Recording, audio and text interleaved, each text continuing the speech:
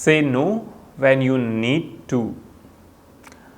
आपको ये पता होना चाहिए कि आपको नो बोलना है, क्योंकि आपको पता है आपका वक्त काफ़ी कीमती है और बहुत सारे लोग इस तरह हर वक्त कहीं ना कहीं बहुत सारी चीज़ें घूम रहे होते हैं, फिर रहे होते हैं। आप अपने मोबाइल फ़ोन में बहुत ज़्यादा बिज़ी है या बहुत ज़्यादा काम करना चाह रहे हैं अपना, लेकिन मोबाइल फ़ोन में और बहुत सारे लोग आते रहेंगे, आपको मैसेजेस करते रहते हैं। सो आपको उनको भी मना करते रहना है और अपनी प्रायोरिटी काम जो आप मोबाइल फ़ोन में करना चाह रहे हैं आप वो ही करेंगे, है ना, वही काम करेंगे।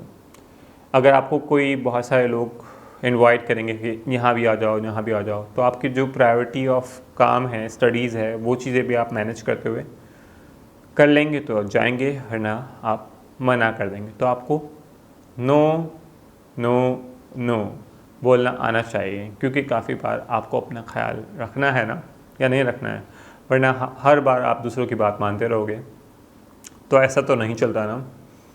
Do not compare yourself to others.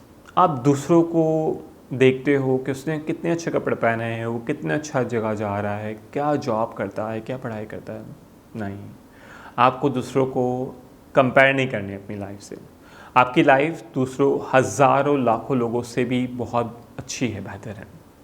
ये नेमत है, आपको नहीं पता। अगर आप अपने से ऊपर के लोगों को देखकर और अपने आप को कंपेयर करना शुरू कर दो कि मैं इससे कमतर हूँ, तो आप खुद ही अपने आप को एक डिप्रेशन में, एंजाइटी में, कंपटीशन में, है ना, अपने आप को, आप अपने टैलेंट को, आप यूनिक स्किल्स को आप दबा रहे होंगे। वो उनकी लाइफ सेट है, उनकी लाइफ स्टाइल है, बल्कि आपको अपने नीचे से कमतर लोगों को देखते हुए अपनी लाइफ का शुक्र अदा करना चाहिए, है ना। करना चाहिए, नहीं करना चाहिए तो बिल्कुल करें।